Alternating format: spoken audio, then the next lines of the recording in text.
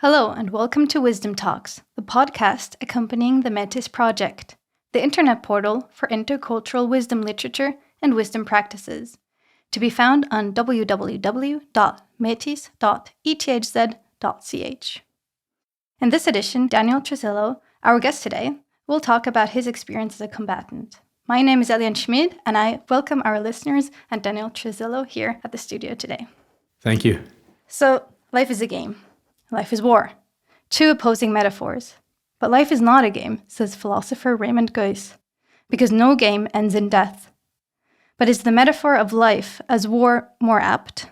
It is meant to show us the seriousness of life. Wise people know about the shortness of life, its fleetingness, its transience.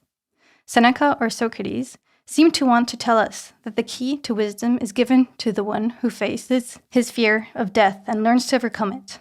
So does one have to face danger or even go to war to become wise? One step away from metaphors, war is a fact.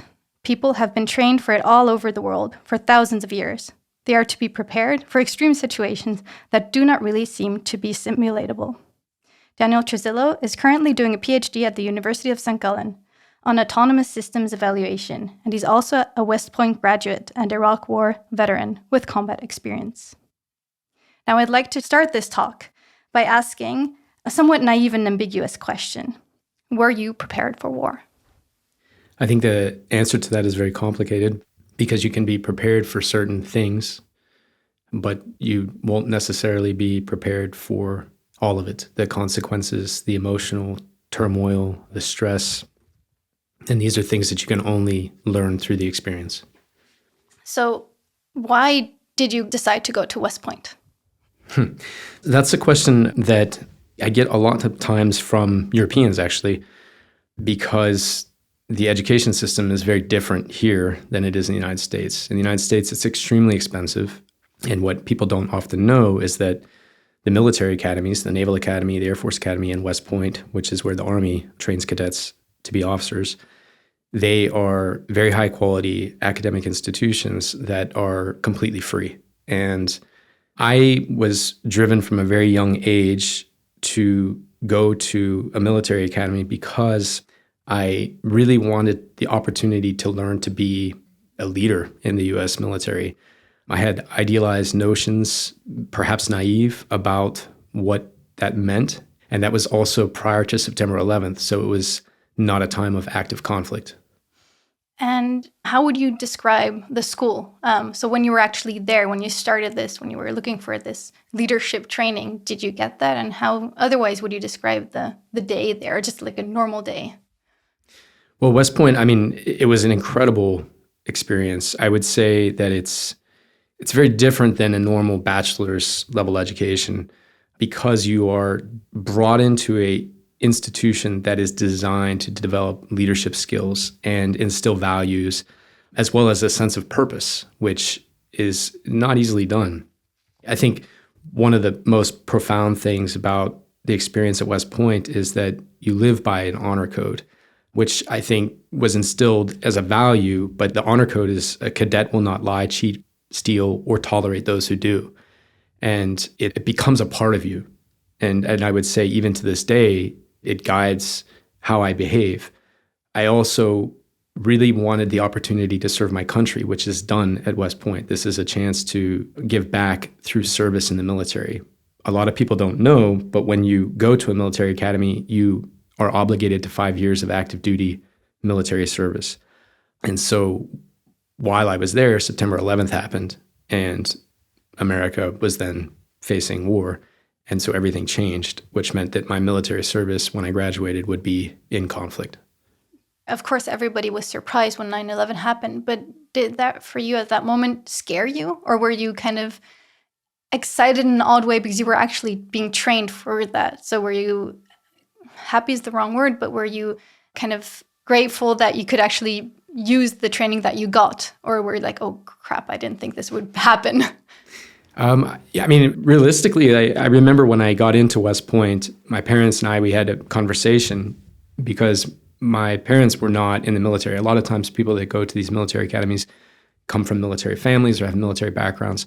And my mom is an art teacher and my father was a business person. And when I got in, when I was accepted, they had this conversation and my mom said, Daniel, what are you going to do if there's actually a war? And my father, before I could answer, actually said, don't worry, that's not very realistic. And then a few years later, we had September 11th and everything changed. As a cadet, I think I probably had mixed emotions. I thought that the invasion of Afghanistan was justified. And I was very, again, young, very simplistic and idealistic notions of what was right and wrong.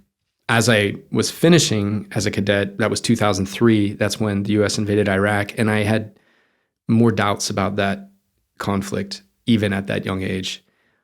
I would say that it is also an opportunity to carry out the things that you have been doing and learning about and to put it into practice. And I think for the most part, I was not excited is not the right word, but it was a way to actually put into practice the things that I had been spending all my effort and time doing and sacrificed a lot to do. Because the training is very intense, right? The first 2 years seem to be a super, I don't know if ascetic is the right word, but could you maybe describe the beginning of the training?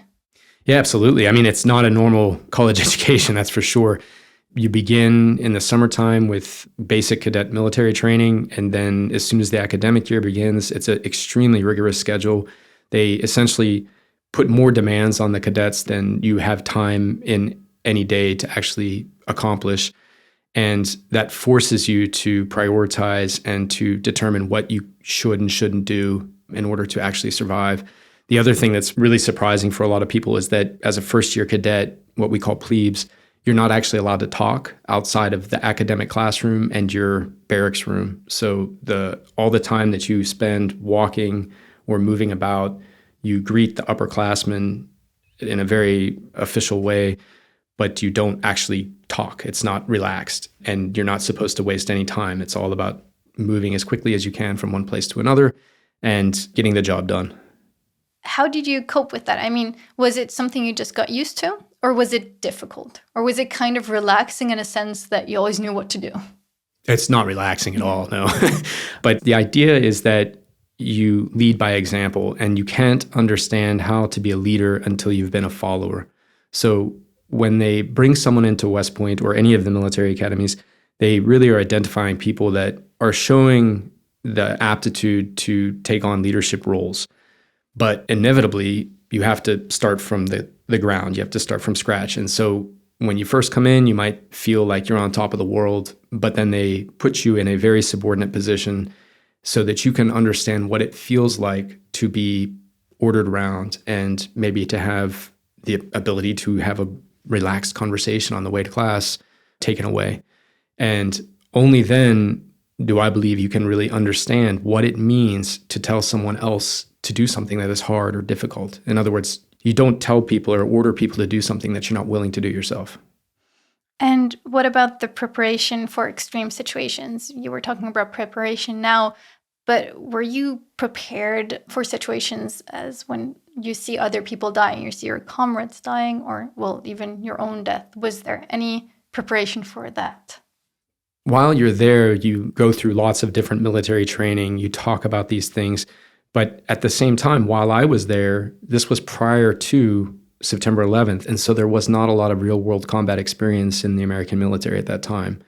My generation are really the ones that have the most combat experience at this point. So there wasn't a lot of people that could really give us advice on those kind of things. I do recall one teacher. I remember I went through a very difficult breakup at some point while I was there, and I came to class and I was probably very distracted. And she pulled me out of the classroom and she said to me, "Hey, where's your head?" And I said, I apologize. I just went through a difficult breakup. And she said, "Look, that's fine for now, but when you're out leading soldiers in combat or wherever, you need to be able to compartmentalize because people are going to be counting on you and it's their lives on the line. And if you can't separate your personal drama from what you're doing in a combat scenario, people are going to get killed."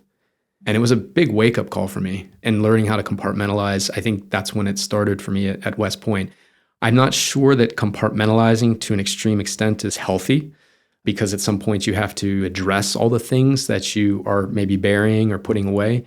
But that was a very good lesson, and it probably served me well when I was in Iraq. And so it all seems that when you are at school there, it is very abstract. The idea that you would go to combat and everything, did it always feel abstract for you, or was it something you could actually imagine? So especially when this teacher said this to you, could you then imagine yourself actually having to do that compartmentalized because you're in an extreme situation, or did it remain something unimaginable? Well, it's one of the things that was great about West Point was that when you're learning, when you're in the classroom, the majority of your professors are active duty military officers, and they come to you with real world experience and describe to you what your career is going to look like. That's just a 3-year assignment for them in their career path to come back and teach at West Point. So they make things very practical. And, a perfect example would be like a calculus problem where instead of just using variables, you're actually trying to optimize or solve a problem for the optimization of doing maintenance on vehicles or something like this to make it practical and to make it a real world lesson.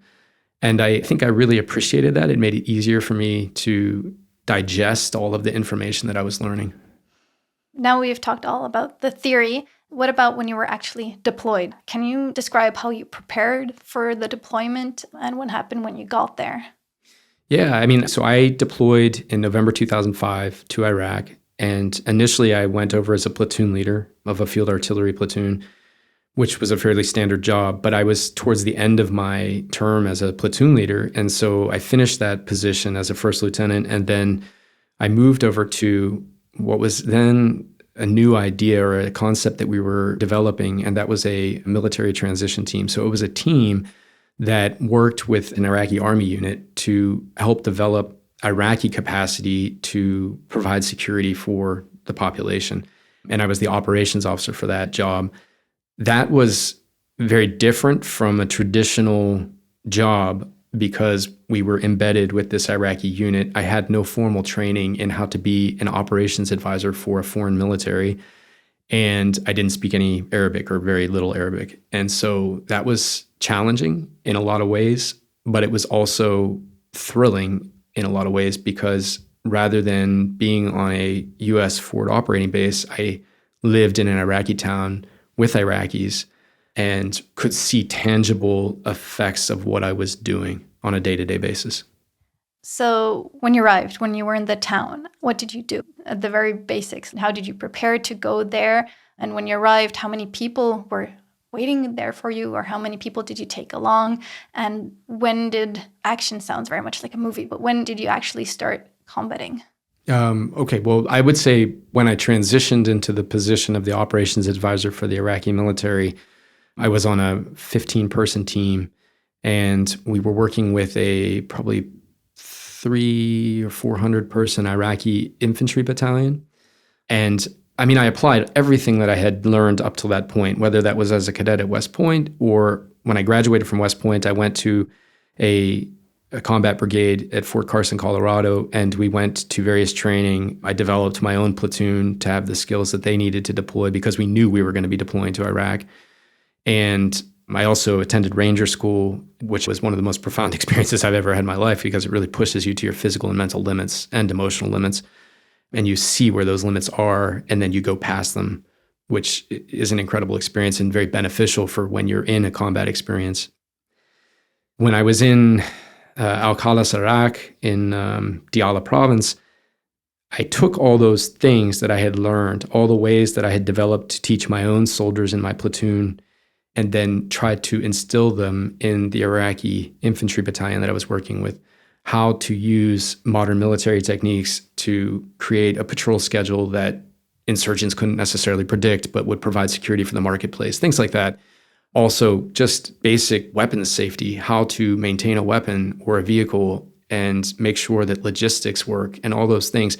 That was all stuff that we had to start and build from scratch with the Iraqi infantry because it had all been dissolved after the initial invasion in 2003. So I'm wondering, how did the communication then work? Did you, over time, learn a bit more Arabic, or were there translators? It's a very basic question, but still, I guess it's super important to lead a group of people to know how to communicate. Well, I'm convinced that the interpreters are almost always the most powerful people in every room after that experience. We had two, actually at the end, four interpreters that were completely embedded with my team. So they lived with us. They carried weapons because their jobs were extremely dangerous. These were Iraqis. We didn't work with any American Arabic speakers, but Iraqis that we would hire and vet, and then they would be part of our team. And one of them essentially accompanied me to all the meetings that I had to go to. I was very fortunate because the Iraqi operations officer that I worked with predominantly was very interested in learning English and also was patient enough with my very limited Arabic that he would work with me and we would work through things together. And it took a lot of time and patience and effort. Yeah. And I have this very also maybe naive imagination of what war looks like simply from movies or from history books, but oftentimes it is written or it is shown that it's a lot of waiting. Did you experience a lot of waiting as well? And what was that like, if yes?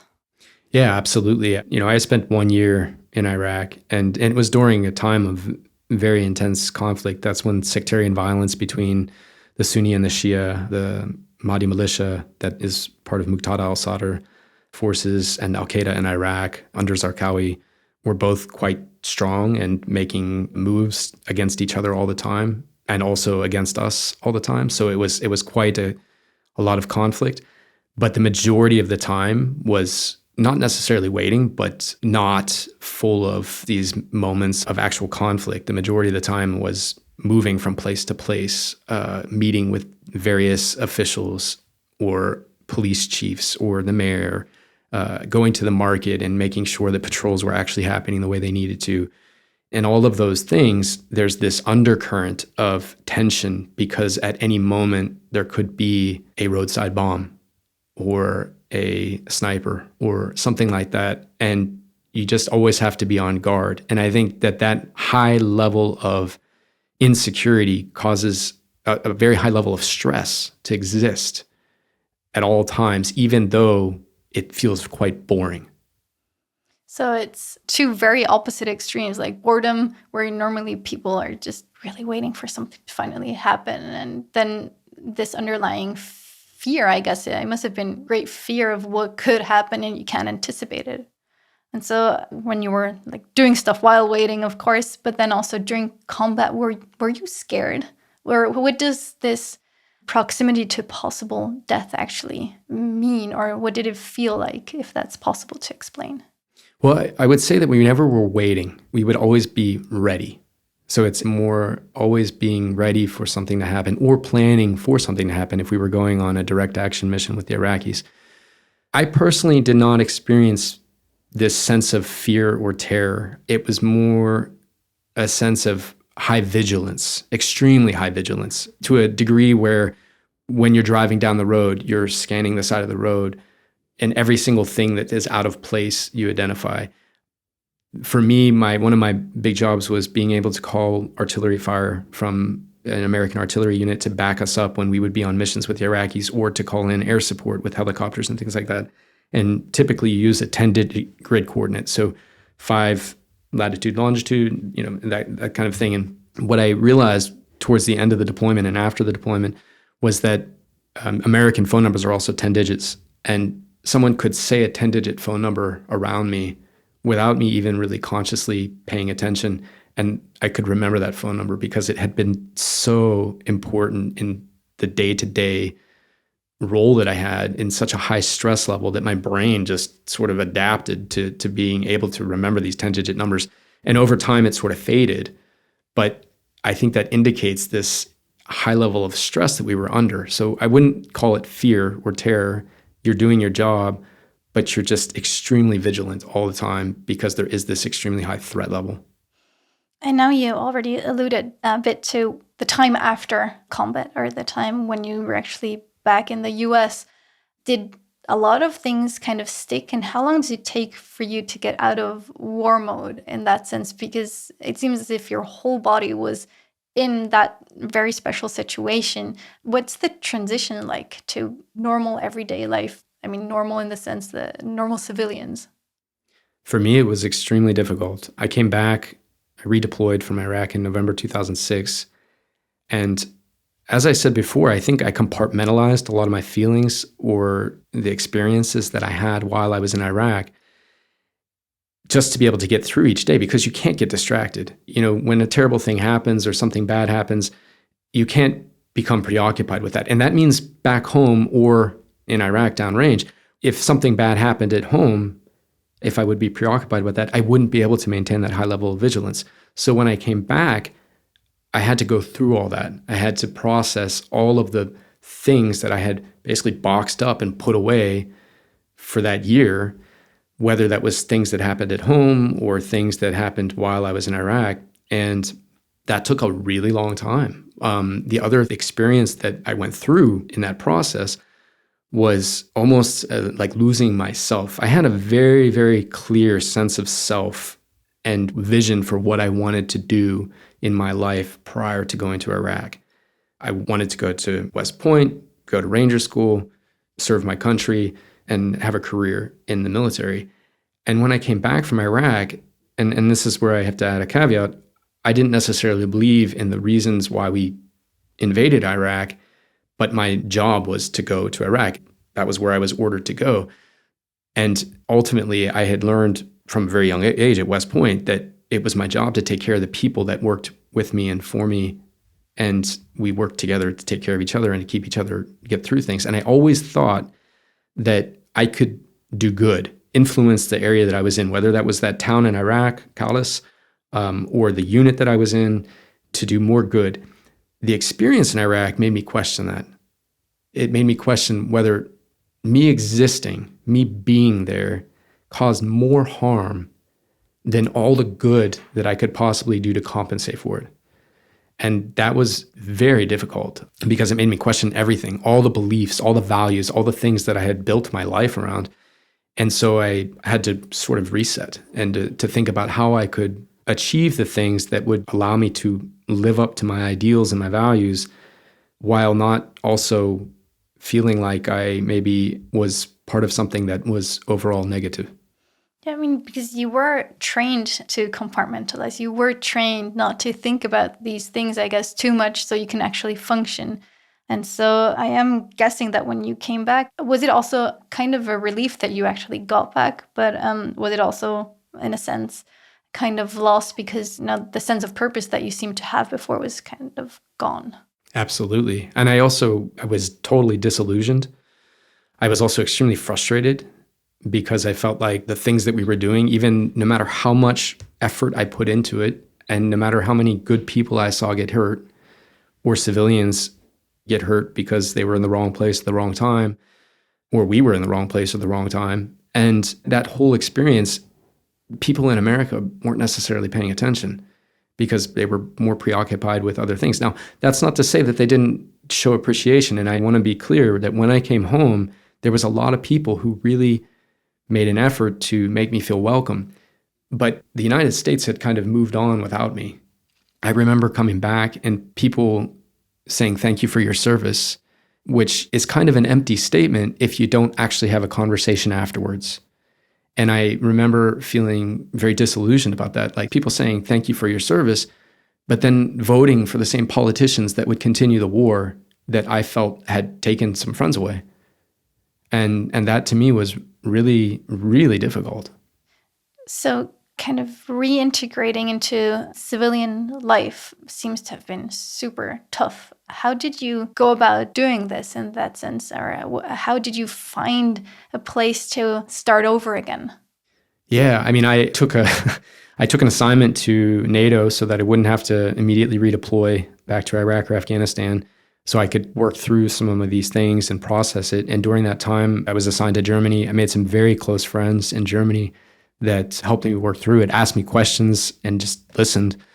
And then during that time, I realized that maybe I could continue to serve and apply the skills that I had developed by working in the humanitarian sector. And so is one of the things I noticed when I was in Iraq is that in a lot of these places where I was working to try to provide security for the local communities, there were no humanitarians for various reasons. I mean, it was extremely dangerous. And so I thought, okay, maybe I can take the skills I developed in the military and go into the humanitarian sector and, help people that are in need. And so I decided to come to Switzerland and attend university in Switzerland to break into the humanitarian sector, work with the International Committee of the Red Cross, which are really the guardians of international humanitarian law and all these things. And it worked out that way. So I was able to actually do that and pursue that. But it took years of processing to figure out where I belonged and how I could live up to my values in a way that would also allow me to feel like I was making a positive difference. So now that you worked through all this, and I'm sure this is a process that will kind of never stop, but do you feel like the things that you learned at West Point, you can actually now apply in a good way, like you said, because you wanted to make good use of it? Are there actually good things that you can now use from the time at school? Yeah, absolutely. I mean, I still am extremely disciplined in my life. I still live by the same essentially honor code that I learned at West Point, and the values that I developed there, such as to lead by example, I still do that. That's a part of who I am. I would say that I have a broader perspective on the world, and it also informs the work that I do now. So now I'm doing research on the practical application of ethics to artificial intelligence and how that can be used for search and rescue or weapon systems, and how we can think about these things to make them beneficial for humanity without causing unintentional harm. And so all these things that I learned and developed through the experience of going to West Point, going to Iraq, serving in the US military, they've informed my decisions in my life since then. So I'm bringing this back to the purpose of this podcast, which is actually talking about types of wisdom. And now I wouldn't say that going to war will make you a wise person. This sounds very abstract. But still, I mean, you gain so much life experience, to use this term. So now, do you think, in a sense, that you also already alluded a bit to the things that you learned and can apply, but do you feel that this life experience kind of brought you, in this case, to the place you are now and helps you still navigate through life nowadays?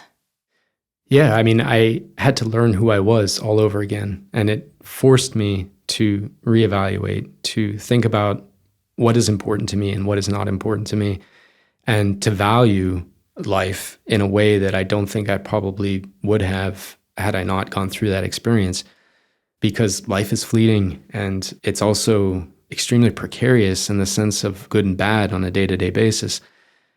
I had to learn that the hard way. I don't think you necessarily do. I think I was probably just naive, and I still live by those values, but maybe I'm more realistic about how to achieve them and also what other forces are at play. I think I'll take this end statement because it's really quite beautiful to just remember that life is fleeting, but that life can actually be very nice and it is super valuable. And I would, at this point, actually just thank you for sharing all these experiences and explaining a bit more how these experiences were for you and what this all meant. So thank you very much for being here today. Yeah, thank you for asking great questions and having a very nice discussion. Thank you. So I'd like to thank our listeners for joining us today. And I would also invite our listeners to follow further wisdom talks, as well as to curiously plunge into the multitude of texts and further podcasts that can be found on our website, www.metis.ethz.ch, the internet portal for intercultural wisdom literature and wisdom practices. You can also find more information in the show notes. Thank you very much for listening, and goodbye. This Metis Wisdom Talk was produced by Martin Münich and supported by ETH Zurich and the Udo Kelder Stiftung Forum Humanum in Hamburg.